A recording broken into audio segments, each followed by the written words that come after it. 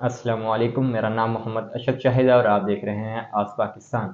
आजकल जो हालात वाक़यात मुल्की हुए हुए हैं, जैसे कि नवाज शरीफ साहब का भी शिकवा है और गुड कॉप और बैड कॉप की भी सियासत चल रही है। बिलावल भुट्टो साहब जो हैं वो शायद नाराज़ हो गए हैं जिस तरह से वो दुबई चले गए हैं। क्योंकि कल जरदारी साहब ने भी हामिद मीर साहब के इंटरव्यू के अंदर एक बात की थी कि जी बाप बाप होता है। तो पार्टियों का अगर विजन पाकिस्तान की तरक्की ही है तो इनमें हाल रुकावटें क्या हैं, इनके ऊपर भी गुफ्तगू करते हैं। और फ़रतुल्लाह बाबर साहब ने आज सेनेट के अंदर एक बयान दिया है कि पार्लियामेंटेरियन को कहा जाता है कि वो खा गए हैं पैसे। तो क्या ब्यूरोक्रेट ने पैसे नहीं खाए हुए? तो हमारे साथ स्टूडियो के अंदर मौजूद है राना शाहिद महमूद साहब। इनसे डिस्कस करते हैं इस हवाले से कि फ़रतुल्लाह बाबर साहब का यह बयान क्या है और मुल्की हालात हुआ क्या जो है वो तरक्की जिसको रोका गया है उसका पीछे क्या हायल रुकावटें हैं। तो उनको वेलकम कहते हैं और अपने शो का आगाज़ करते हैं। अस्सलाम वालेकुम, कैसे हैं राना वालेकुम साहब, ठीक हैं बिल्कुल आप? ठीक है। अच्छा, आप शुक्र सुनाओ, अल्लाह का, आप बताएं खैरियत ठीक सब ठाक? ठीक। अल्लाह का बड़ा करम। राना साहब ये जो हालात हुआ क्या चल रहे हैं, नवाज शरीफ साहब का भी शिकवा है कि जी तरक्की का एक सफ़र हम कर रहे थे, अगर हम इस तरह ही तरक्की का सफ़र का कंटिन्यू करने देते तो आज मुल्क के जो है वो कहाँ से कहाँ पहुँच जाता। लेकिन वो कहाँ से कहाँ कहाँ पहुँचना था, पाकिस्तान कहाँ से कहाँ आ गया। और गुड कॉप और बैड कॉप की सियासत को भी इस तरह लोग कह रहे हैं कि वो बिलावल साहब ने एक बयान दिया कि बाबू को सियासत नहीं करनी चाहिए, अब उनको घर बैठ जाना चाहिए। तो नौजवान नस्ल का क्या इतना विजन है या इतना उनका एक्सप्लोजर है या उन्होंने इतनी चीज़ें फेस की हैं कि जिससे वो एक जो आने वाले वक्त हैं उनके अंदर वो बेहतर एक मनसूबा साजी या डिसीजन जो है वो बना सकते हैं। बिस्मिल्लाहिर्रहमानिर्रहीम। आपके सवाल तो बड़े टिपिकल हैं हाँ और जी। उसमें बड़े चीज़ों को देखना पड़ेगा। जी जी।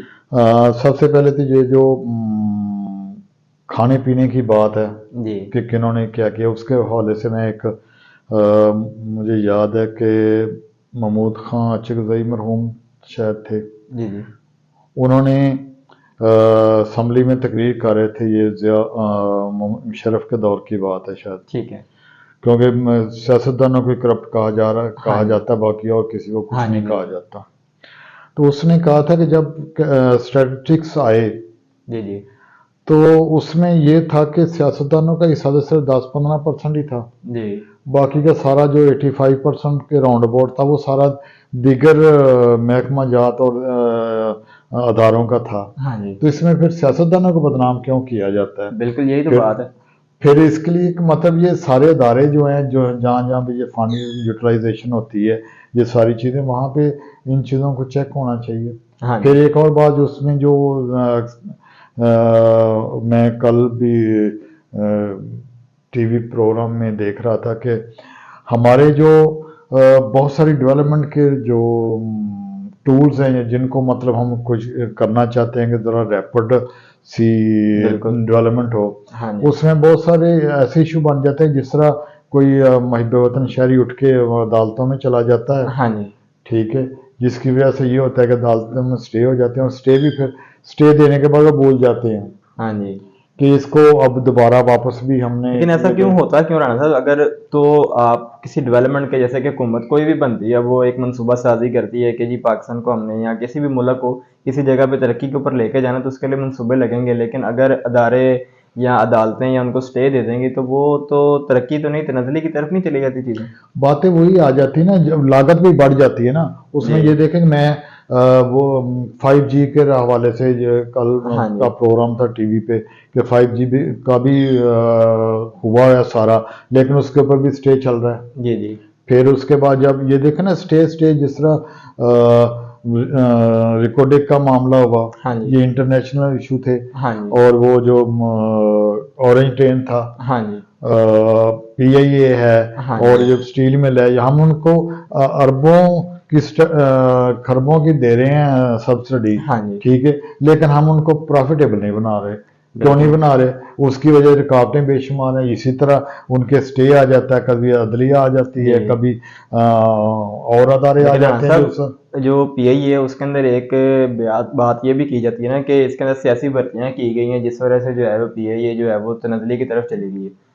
वो ना जो है ना, सियासी भर्तियां PIA में भी थी, स्टील मिल में भी थी, जी जी। दीगर अदारों में भी हैं। अब मैं कुछ किया, एक जो एक एक बंदे का काम है उसके लिए 10-10 बंदे अदारों में हाँ भर्ती जी। किए गए हैं, जिसकी वजह से काम नहीं हो रहा। बिल्कुल। और उनमें से जितने बंदे हैं कि ये समझ लें कि उनको काम कितनों को आता है वो भी मुझे पता है। ठीक है, हाँ जी, आपने तो सर्विस की है, आपने ठीक उनको है। बेहतर अच्छे तो तरीके से वो इसलिए ये चीज़ें जो है ना, ये हमारे ब्यूरोक्रेटिक सिस्टम जो करंट है, जी जी इसको भी ओवरहाल की ज़रूरत है। बिल्कुल। ठीक है, होता यह है कि मंसूबों में डिले इस वजह से भी हो जाता है। हाँ जी आज एक सेक्रेटरी एक डिपार्टमेंट का है, कल को वो किसी और में चला जाता है, जो बाद में आता है वो पहले उसको समझता है, वो समझते समझते वो टाइम गुजर जाता है। हालांकि होना ये चाहिए जी कि जो जिस डिपार्टमेंट में भर्ती हो उसी में ही रहे, उसको बिल्कुल। बाहर किसी और डिपार्टमेंट की वो न कहते हैं ना कि हर डिपार्टमेंटों में उनको हाँ जी, दाना लेकिन ये चखाना तो है। रहा था सिस्टम में फला नहीं कि मतलब कि अगर कोई एक महकमे से अगर वो मुसलसल उसी में सर्विस कर रहा है, तो अगर वो उसी को कंटिन्यू रखे तो वो ज़्यादा बेहतर मनसूबा साजी नहीं कर सकता कि किस तरह से चीज़ों को बेहतर किया जा सकता है। असल में जितने भी डिपार्टमेंट है ना, जी उनमें कुछ प्रोफेशनल भर्ती किए जाते हैं। जी जी ठीक है, और फिर ये मैं करूँगा तो ये थोड़ा सा इसमें डिटेल कि फेडरल गवर्नमेंट है, उसमें भी हाँ दो तरह के अफसरान भर्ती किए जाते जी हैं। जी एक सीएसएस के होते हैं हाँ जी और एक होते हैं आम पब्लिक सर्विस बिल्कुल। कमीशन। प्रोविंशियल में भी यही है कि सूबे के भी अफसर जो हैं, जो हाँ जी पीएमएस करके आते हैं, उनका और स्टेटस होता है, हाँ और वो जी, जो आम भर्ती फेडरल पब्लिक सर्विस तो ये तो कमीशन, फिर दोहरा निज़ाम हो गया ना प्रोविंशियल राना साहब। प्रोविंशियल जो पब्लिक सर्विस कमीशन उससे आते हैं, हाँ तो जी उनका और होता है। उनकी बेचारों की 25-25 30-30 साल प्रमोशन नहीं होती। हाँ जी ठीक है, तो उनकी हार्ट बर्निंग नहीं होती। बिल्कुल जब उनकी हार्ट बर्निंग होती है तो काम के मामले में उनका जो इंटरेस्ट है वो ऐसे ही होता है। बिल्कुल ऐसे ही। ठीक है, अगर जब जो एक बंदा एक ही महकमे में रहेगा, सारे सर्विस उसी में करेगा, उसको महकमे की इची बिची का पता होता है। बिल्कुल ठीक है, वो बेहतर तरीके से मैनेज कर सकता है। लेकिन होता यह है कि जब उसकी बारी आती है प्रमोशन की, ठीक है, वो प्रमोशन के बारी आती है, तो वो जो दूसरा बंदा बाहर से आके उसकी सीट उधर बैठ जाता है। बिल्कुल, इसको तो अब देखें हुकूमत आती तो फिर इसमें क्या वो बेहतरी की तरफ लेके जाते हैं। लेकिन अनस साहब अब देखें ना कि जो बिलावल भुट्टो साहब ने बयान दिया हुआ है, उसका क्या कहेंगे उस पे, क्योंकि वो कहते हैं कि अपना बाबे हुन घर जानते मैं सानू सियासत करन दी। मुझे वो है ना, वो एक कहावत याद आ रही है हाँ जी कि किसी शादी थी किसी लड़के की, तो उसके ना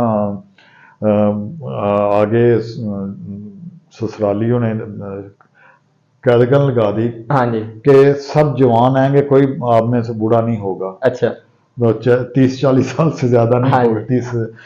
उन्होंने कहा, मजबूर हो गए। उसके उनका एक बुजुर्ग था घर में, उसको कहा कि भाई चाचा जी ये है, तो वो कहते ने पे कि कोई बुजुर्ग ना आवे तो इस मसला।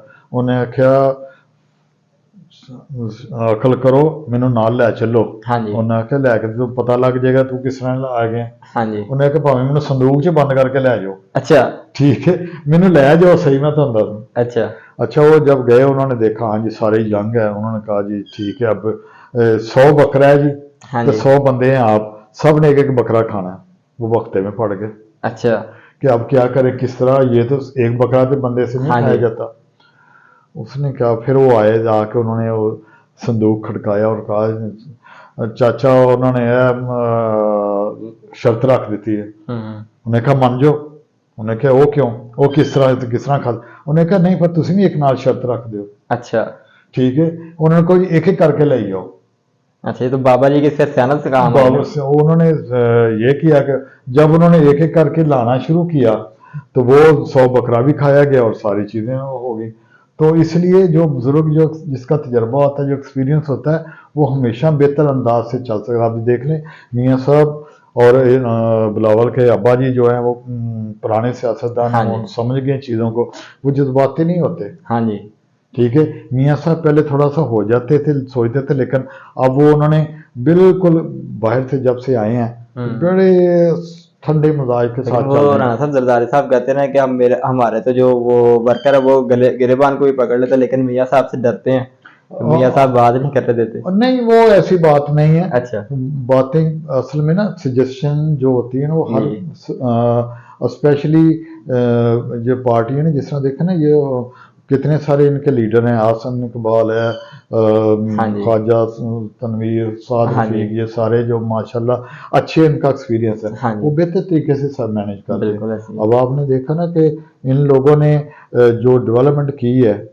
जिस तरह मंसूबे बनाए हैं, हाँ जी। ठीक है, वो कामयाबी से, लेकिन वो क्या जब चलने लगते हैं तो फिर ये प्रोजेक्ट आ जाता है। वो जो प्रोजेक्ट आ गया था, अब उसकी जो जो खे उड़ रही है, हाँ जी। मैं कभी उसकी पिंकी पीरनी आ जाती है, हाँ जी। कभी एक वो आज एक और अभी तो खत्म काबर है, मानिका साहब का भी बयान वो चल रहा था ना, प्रोग्राम हाजरा किया था। हाँ जी, हाजरा अब तो खान, किताब भी आ गई। बिल्कुल। हाजरा खान ही मेरा हाँ जी। मसला, जिसकी किताब भी आ गई है, उसमें जो जो इंकशाफात हुए हैं, हाँ जी। ठीक है, मानिका साहब आ जाते हैं। तो ये सारी चीज़ें जो आके ना अपने खे में ना वो सर में खुद ही डाल रहे हैं। हाँ जी। तो ये तो चीज़ बनाना था, लेकिन जो है वो सियासत क्या, ये तो अखलाकियात भी खत्म होती जा रही है ना इस तरह की। आप देखें, किस वो तरफ ले गए मुआशरे को। उनकी जो चीज़ें जो इखलाक बाख्ता आ रही हैं ना, हाँ जी। वो देख के हर बंदा, हर खातून, हर जो यूथिया भी है, उसका भी सर झुकना चाहिए, जो हम्म। झुक रहा है। लेकिन अगर हम फिर वही ढिठों वाला